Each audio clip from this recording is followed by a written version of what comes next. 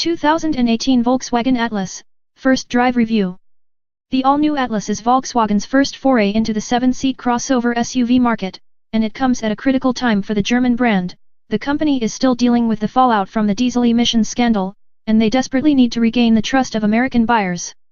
The Atlas is a vehicle designed expressly for American buyers, and VW is building it at their plant in Chattanooga, Tennessee. But is the new Volkswagen Atlas worthy of your hard-earned dollars? Before we drive, let's start with a premise.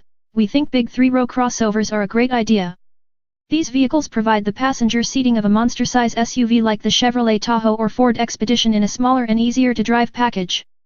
Their car-like construction gives them lighter weight, easier maneuverability, and better space efficiency.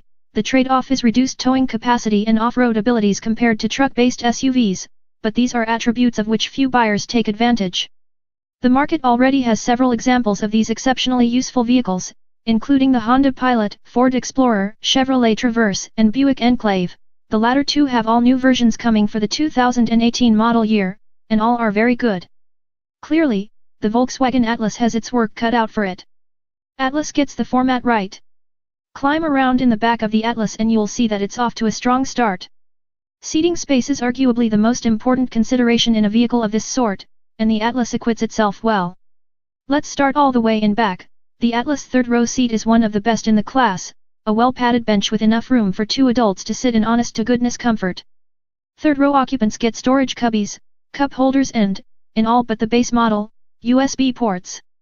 It's almost as if Volkswagen actually expected real people to sit back there. What a novel idea! The second row is also generous, but we've come to expect that in this class of vehicle. Legroom actually trails that of the competition, but you're unlikely to notice unless you set up a back-to-back test sit comparison with the Atlas rivals. The second row seats slide fore and aft, allowing more legroom to be opened up for the third row, and the seats are designed to flop forward for third row access, even with a child seat strapped in.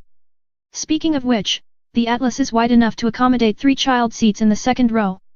If your kids are older, Volkswagen offers optional 2-place captain's chairs, which provide a useful special separation between siblings who are in the throes of rivalry.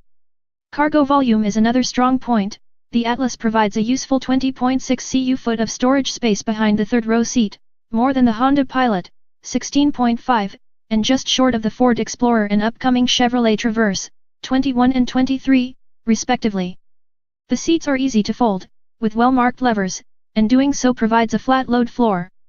Folding the third-row seats yields 55.5 cu-foot of space. Drop the second row and you're up to 96.8 cubes.